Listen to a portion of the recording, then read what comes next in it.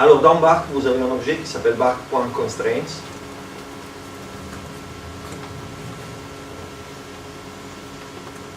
Qui est justement un résoluteur de contraintes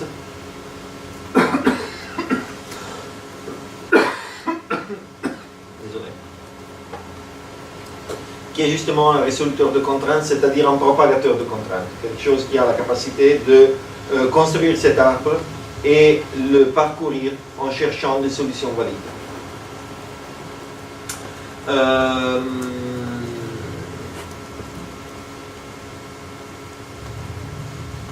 Si vous connaissez par exemple, je crois que ce soit le Cluster Engine, donc je dirais, dans l'informatique musicale... Le PMC quelque part. Oui, c'est plutôt ça. alors, ok. Dans l'informatique musicale, il y a un peu de philosophie, deux approches à la résolution de contraintes dans Open Music, dans PWGL, etc. C'est-à-dire, soit on a des résoluteurs qui sont spécifiquement musicaux et donc qui ont déjà un ensemble de règles plus ou moins larges, mais qui sont des règles, disons, prédéfinies d'intérêt strictement musical. Donc, par exemple, de règles de gestion mélodique, harmonique, rythmique, etc. Donc, ça commence à être le cas du Cluster Engine. Ok, voilà. Mais pas entièrement. Ok. Il est un peu plus... D'accord. Et dans PWGL, il y a un des deux moteurs qui est comme ça, n'est-ce pas? Qui est plus agnostique, tu veux dire? Non, je veux dire qui est plus musical. Ah oui, il y a le score PMC. Là. Ok, Clairement, voilà. Purement musical. Voilà. Sinon, il y a des résoluteurs de contraintes qui sont évidemment moins optimisés, mais plus générales, plus agnostiques justement, donc qui permet de représenter n'importe quel type de problème une fois que ça soit correctement encodé, et n'importe quel type de règle. Alors le résoluteur de Bark appartient à cette seconde catégorie. Donc là l'idée est que nous avons vu les listes. L'idée est que je dois d'abord définir quels sont et combien sont, je dirais, combien les variables de mon problème sont. Donc, je vais avoir par exemple un problème à 2, 3, 4, 5 000 variables. Une fois que j'ai défini mon nombre de variables, je dois pouvoir définir mon domaine.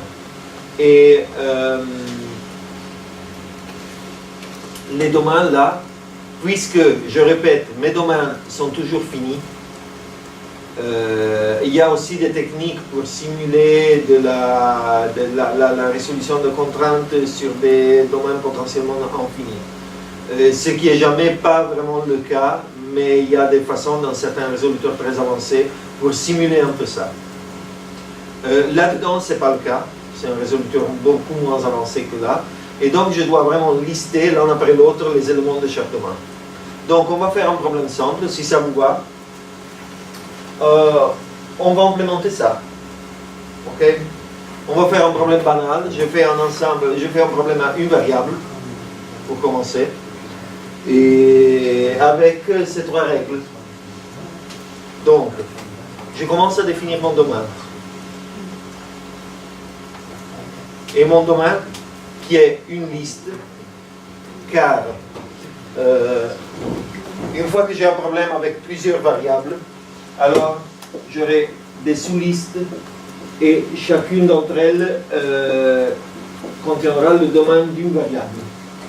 Donc là, j'ai un problème avec une seule variable, donc j'ai une seule sous-liste. Et là-dedans, je vais écrire des choses, parmi lesquelles au moins quelques nombres positifs, quelques nombres entiers pairs dans ce domaine-là. Donc par exemple,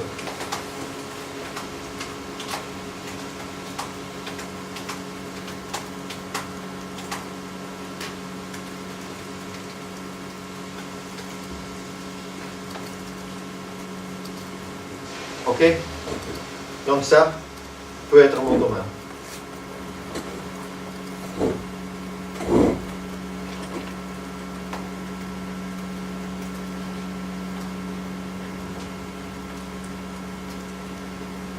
Ça, je connecte à ça. Et j'appuie pas sur la boîte à messages car sinon je vais partir le problème, mais le problème n'est pas encore entièrement formulé.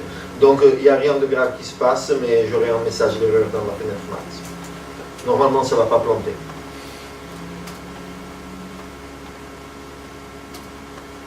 Pas de règle. Il dit qu'il n'y a pas de règle. Oui, exactement. Et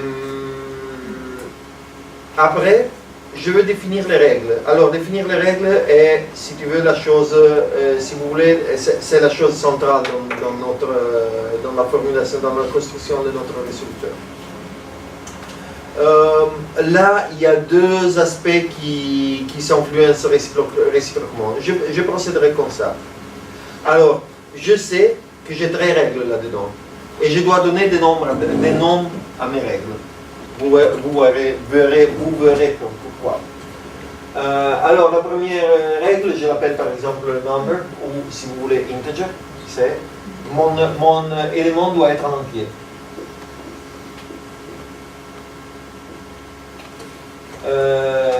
Ma deuxième règle, je l'appelle even. Et il doit être un nombre pair. Et ma troisième règle, je l'appelle range. Et ma règle là est mon nombre doit aussi être inclus dans ce range. Ok?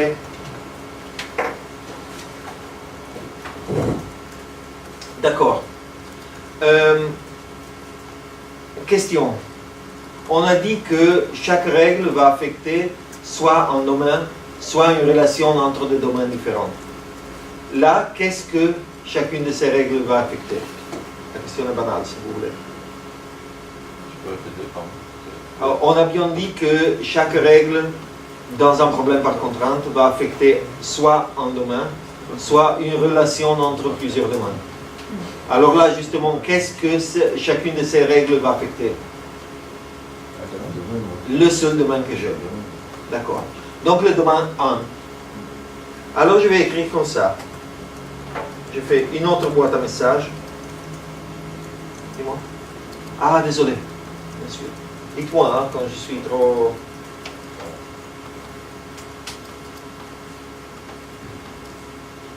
Quand je suis trop à gauche. Alors.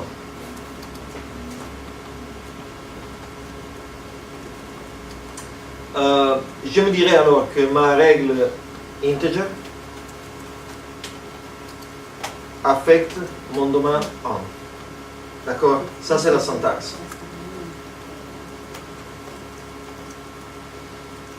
Et après je vais me dire, vous pourriez me dire, mais pourquoi ces parenthèses? En plus, elles sont utiles. Elles seront utiles dans des cas plus avancés. Donc, il y a effectivement cette paire de parenthèses. Et après, je me dis que la règle even, elle est aussi sur le domaine. Ce qu'on a appelé variables, c'est les domaines de départ. Bon, disons que les variables sont les paramètres du problème que je veux assigner. Les domaines sont les valeurs de départ pour chaque variable. Et donc là, il y aurait l'ensemble des valeurs de départ pour chaque variable. Ouais, les valeurs des candidats en gros. Oui, l'ensemble de candidats, oui, j'aime bien ça. C'est l'ensemble de candidats pour chaque variable. Alors les domaines et les variables eux-mêmes, ils ne sont pas nommés, ils sont numérotés. Les règles sont nommées. Dans le cas où tu as 16 variables, tu dois dire pour chaque variable. Oui, oui. Ça vaut mieux le générer. Oui, ce qui est chouette est qu'on peut le générer. Après, si ça vous va, on va peut-être, sans le construire, car ça nous prendrait une journée, mais on va analyser un cas plus complexe. Maintenant, si vous êtes d'accord, si c'est intéressant, j'avance un peu et je vous montre un peu comment on construit des problèmes plus complexes. On commence par celui-là qui est banal, évidemment. Et après, on commence, mais vous verrez que les principes de base sont plus ou moins les mêmes. Et après, si vous voulez, on va démonter un problème plus complexe où on le fait la dernière journée quand on regarde les patchs à dièse, je ne sais pas. On va voir. Ok? Et le troisième qui était range, il est aussi sur la variable Alors là, j'ai encore ça, je considère une espèce d'erreur de mon côté. Là, vous voyez que l'assistance vous dit contrainte. C'est pas exactement vrai. Moi, je préfère penser que celui-là est l'entrée des associations. C'est-à-dire que là, dans le deuxième inlet, je donne les associations entre les noms symboliques des règles et les numéros de domaine qui sont affectés par les règles elles-mêmes. Et remarquez, s'il vous plaît, que je n'ai pas encore défini les règles. D'accord?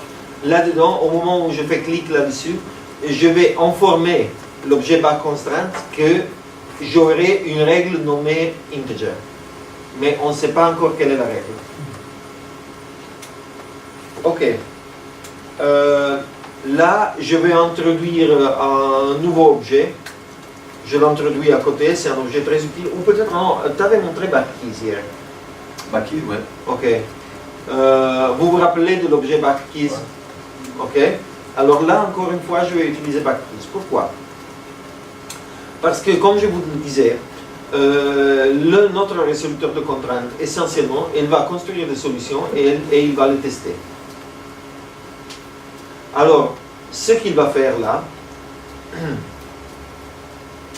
est qu'il va envoyer, il va sortir de sa sortie droite des propositions de solutions partielles. Donc, justement, exactement du type do sol, sol si, si ré ou do sol ré que je vous ai joué avant. D'accord?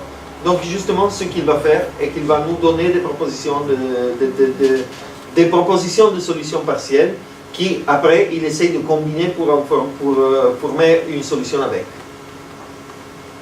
Et comment est-ce que ces solutions partielles sont proposées?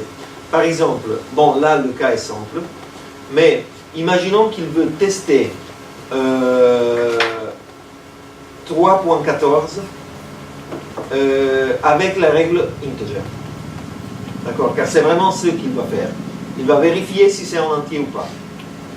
Alors, de là, j'aurai ça. Une message, une LLL, exactement. Ok. De là, j'aurai ça. Et c'est ma responsabilité de construire un bout de patch qui fait l'évaluation et qui redit à backConstraint à travers son entrée droite si c'est effectivement un entier ou pas. Et donc, j'aurai une réponse de type 0, 1. 0, c'est-à-dire c'est un entier. 1, c'est-à-dire c'est pas un entier. Donc, effectivement, ce que je vais faire est construire un lambda. Donc, normalement, c'est pas que j'ai d'obligation spécifique en ce qui concerne la structure de ce bout de patch qui sera le lambda loop. Mais ce que je fais d'habitude,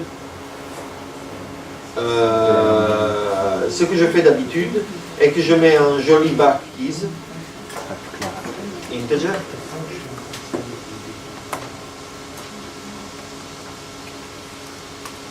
Donc, à la sortie de backkeys integer, si j'ai eu un message qui commençait par integer, j'obtiendrai 3.14.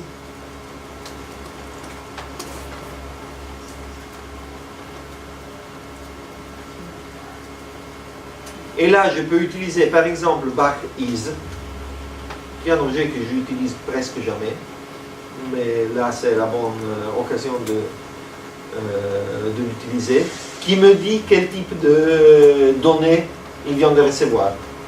Et alors là, par exemple, il me dira flottant, type, je vais utiliser la sortie droite, je ne rappelle même pas la syntaxe, f float, évidemment.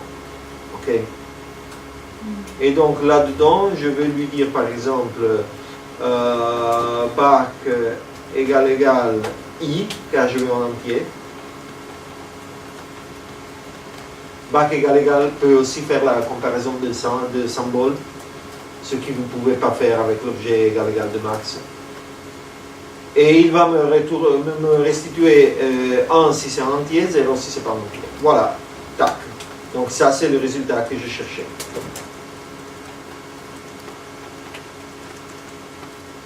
Ok, ça marche? Il n'y a pas besoin de le réassocier avec le keyword. Non, c'est immédiat. Ok. Donc il sait que s'il a envoyé un mot-clé integer, le résultat qu'il recevra sera pertinent à la règle integer. Ça nous pose certaines limitations, si vous voulez. C'est-à-dire que justement le processing doit être immédiat. Qu'est-ce que ça veut dire immédiat dans le sens de Max? Ça ne veut pas forcément dire que ça ne doit pas prendre beaucoup de temps, entre guillemets. Mais ça veut dire qu'il ne doit pas y avoir une interruption du flux des données. Donc par exemple, ce que je ne peux pas faire est d'envoyer un processus à l'extérieur de Max et attendre une réponse. Car pendant le temps où le processus externe évalue ma proposition, Max est libre de faire autre chose. Et cette liberté de faire autre chose va interrompre le flux d'évaluation, justement. Donc, il permet au flux d'évaluation de poursuivre ça avant que la réponse soit arrivée. Vous voyez ce que je veux dire? Donc, le point là est que ça doit être immédiat.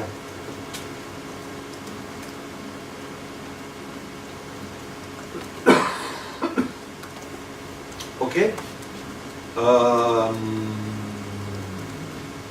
Après, je vais implémenter la règle range, par exemple. Il n'y a aucune obligation que l'ordre où j'exprime les règles là soit le même ordre où j'exprime, où je vais chercher mon mot-clé dans Backkeys. Ok? Je voudrais dire, et c'est... Bon, je dirais c'est entièrement vrai que l'ordre dans lequel je passe les associations à back constraint, c'est complètement influent. Et la même chose va pour ça. L'ordre des domaines n'est pas influent, car l'ordre des domaines, au minimum, va informer l'ordre de construction, disons, l'ordre dans lequel les différents éléments vont apparaître dans la solution. Et normalement, je veux par exemple que le premier accord de mon choral soit à la place 1 et non pas à la place 26. D'accord? Il y a aussi des cas, selon certains attributs que je peux activer dans l'objet, il y a aussi des cas où l'ordre où je présente le domaine est effectivement l'ordre où les domaines sont évalués. Ce qui est important par certains types ce qui est convenient pour certains types de problèmes. Lorsque, en général, si j'ai un problème multidomaine, la règle générale est que c'est l'objet qui choisit l'ordre dans lequel évaluer, plutôt rechercher la correcte association pour un domaine plutôt que l'autre. Vous voyez que, désolé, dans sa formulation base,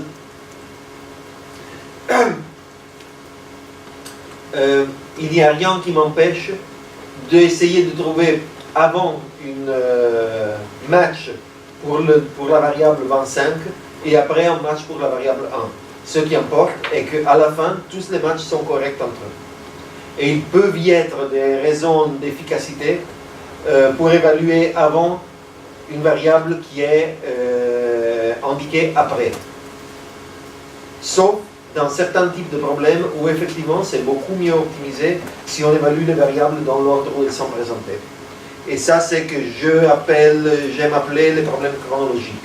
Mais bon, on arrivera là plus tard. Donc, integer, range. Range est encore plus simple, si vous voulez. Là, je peux me dire, par exemple, back majeur égal 10, moins 10. Moins 10.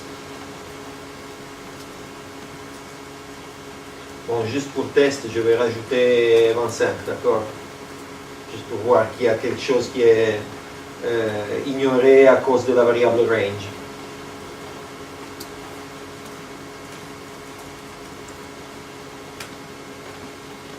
Back mineur égal 10.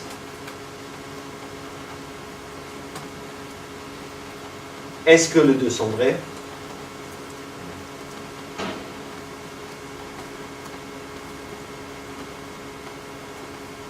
Oui ou non?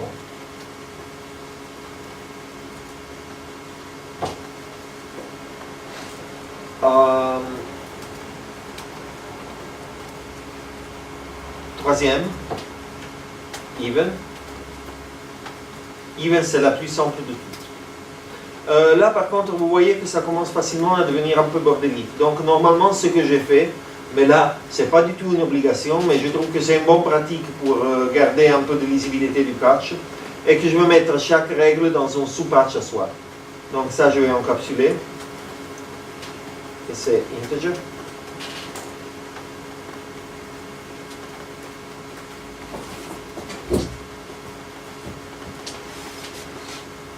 Ça, je vais encapsuler, et c'est range.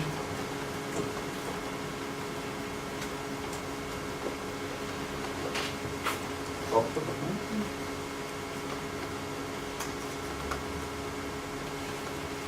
Et après, je vais faire even. Je peux à la limite copier range et après modifier la logique dedans, mais comme ça, au moins, j'ai mon petit boîtier de sous-patch prêt. Ok. Donc, je vais faire ça. Et je vais là-dedans. Évidemment, ce n'est pas ça la règle que je vais implémenter. Moi, je veux savoir si modulo 2, si ça, modulo 2, est positif ou pas. Alors, là, évidemment, bac modulo 2 va me restituer 1 si c'est... non, c'est pas positif, désolé, si c'est pair ou impair. Là, évidemment, bac modulo 2 va me restituer 1 si c'est impair, 0 si c'est pair. Donc, je vais faire, je sais pas, je vais faire bac égal 0. Ok?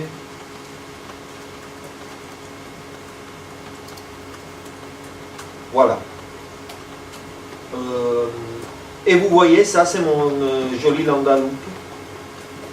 Est-ce que c'est clair jusqu'à là? Ok.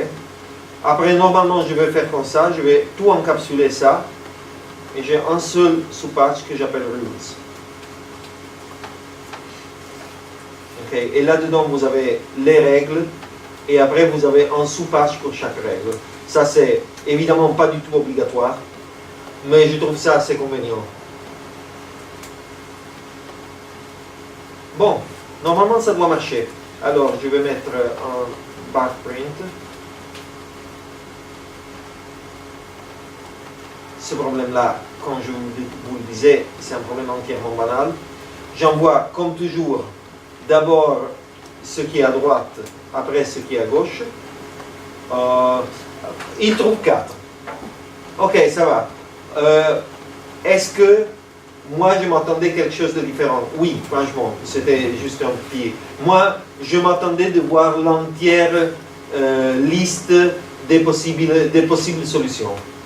Par contre, back constraints par défaut, il me restitue la première solution qu'il trouve. Donc c'est complètement normal. Je peux changer un attribut et je lui donne l'attribut solutions 0. Ok? Et ça lui dit, alors, si je dis solution 1, qui est le défaut, il trouvera la première solution. Si je lui dis solutions 2, il va trouver les deux premières solutions, etc. Si je lui dis solution 0, il va trouver toutes les solutions. Voilà. Ok? Si on n'a pas solution 0, évidemment, on peut évaluer, ce sera toujours le 4 qui sortira. Oui, sauf que si on est en random. Je peux randomiser le domaine. Donc je peux aussi lui donner random 1. Comme ça, il fait une randomisation de domaine. Et alors, bon, si je lui demande solution 0, il va toujours me les donner dans un ordre au hasard. Si je lui donne solution 1, il va toujours me trouver une solution différente. Ok? Ce qui souvent est assez convenient, car très souvent la première solution dans la logique d'un problème n'est pas forcément la plus intéressante. Très souvent c'est une solution un peu limite, quelque part. Car par exemple, c'est la solution, dans notre exemple du choral d'avant, c'est la solution avec toutes les notes les plus graves possibles. D'accord? Donc très souvent il est plus intéressant de randomiser le moment. Et de plus, ça c'est vraiment de l'heuristique vraiment cheap, quelque part. Mais en moyenne, je dirais, ça risque d'être plus efficace la recherche sur des domaines randomisés que sur des domaines ordonnés. Sauf si le problème a des caractéristiques spécifiques qui font en sorte que les solutions tendent à être vers le début des domaines. Donc là, vraiment, on rentre un peu dans la magie noire.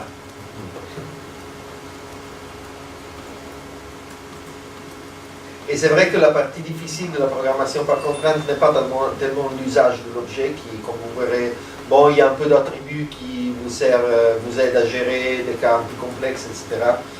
Mais c'est plutôt vraiment la formulation du problème de manière qu'il soit au moins un petit peu traitable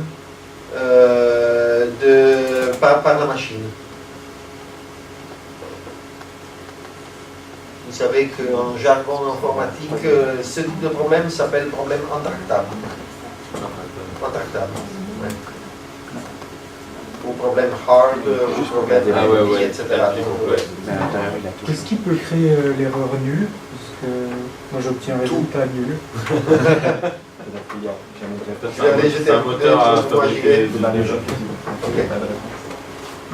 Alors, l'erreur nulle, peut-être, c'est une mauvaise formulation de domaine, quoique dans la dernière version, le error reporting a beaucoup amélioré. Il y a une erreur nulle. Ou alors, peut-être, c'est un fil mal connecté dans les règles. Ok, voilà les règles.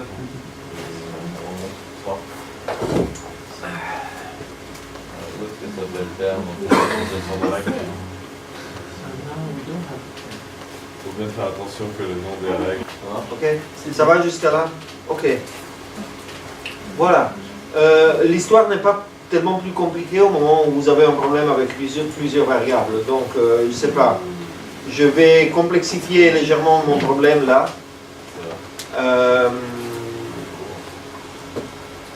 Alors, par exemple, je me dis, je vais faire un autre problème qui ressemble un peu à celui-là. Et je me dis, je vais avoir deux domaines cette fois-ci. Et vous verrez, un problème avec deux domaines ou avec 100 domaines, il a exactement la même syntaxe.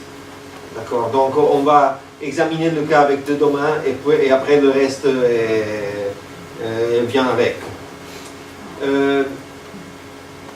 Alors je vais avoir deux domaines. Par exemple, je sais pas, je peux à la limite dupliquer le même domaine. Vous voyez, dans beaucoup de problèmes par contrainte, vous avez que les domaines pour toutes les variables sont les mêmes. Il y a un moteur de recherche pour OpenMusic qui est OpenClouds, qui a parmi ses limitations le fait que le domaine est le même pour toutes les variables. Ça, je trouve un peu con, je trouve, mais quand même... dis-moi. Bizarre. Oui. Mais c'est très optimisé par un certain type de problème. En fait, le Cluster Engine, c'est la même chose. Ah oui, c'est vrai. Ouais. C'est assez classique pour les problèmes de type harmonique, par exemple. Ouais. C'est bien. Après, ça dépend de quels objets tu peux définir dedans. C'est Oui. pas forcément le montant des notes. Évidemment. Ça peut être des motifs. Évidemment. Ok. Alors, qu'est-ce qu'on a là? Je vais faire deux fois le même domaine. Et mon problème maintenant est de trouver des couples de domaines, des couples de variables, excusez-moi, tels que qu'est-ce qu'on peut faire? Tel que, par exemple, la somme des deux soit... Alors, tel que les variables sont entières, ok? Donc, alors je vous dis d'abord intuitivement ce que je suis en train de chercher. Vous verrez, c'est un problème presque autant banal que le premier. Alors, je vais chercher des couples de variables, comme par exemple 4, 2, ou moins 10, 6, ou 3, 5, tels que les deux variables sont chacune entière, et la somme des deux variables soit paire, moins 4, soit paire, et dans l'ambitus. Vous voyez? Donc cette fois-ci, je veux que ce soit la somme à être paire et dans l'ambitus. Évidemment, et là, j'ai encore une préoccupation, si vous voulez, une considération du type qu'on faisait il y a 20 minutes. Là, j'impose la règle que chacune des deux variables doit être entière. Okay? Évidemment, ça amène avec soi le fait que la somme sera entière. D'accord? Donc, je pourrais aussi mettre une règle qui vérifie que la somme soit entière. Mais mes heuristiques mentales et ma capacité d'analyse du problème me disent que je n'ai pas besoin de cette règle-là. Car si je fais une somme de deux entiers, je suis sûr que le résultat sera entier. Je pourrais sinon me dire aussi que je veux admettre ce cas-là. 4.5 plus 3.5, ça donne 8. D'accord? Donc là, le résultat est bien entier lorsque les paramètres de la somme n'étaient pas entiers. Mais ça va me créer quelques soucis en plus de programmation que je n'ai pas envie de toucher maintenant, et donc je m'en fous. Je veux que les deux variables soient entières. Donc le problème est complètement arbitraire, donc je profite de cette arbitrariété pour le rendre aussi un peu moins compliqué du point de vue de l'implémentation. Alors là, justement, je mets deux domaines. Je rajoute juste quelques nombres pour avoir quelques autres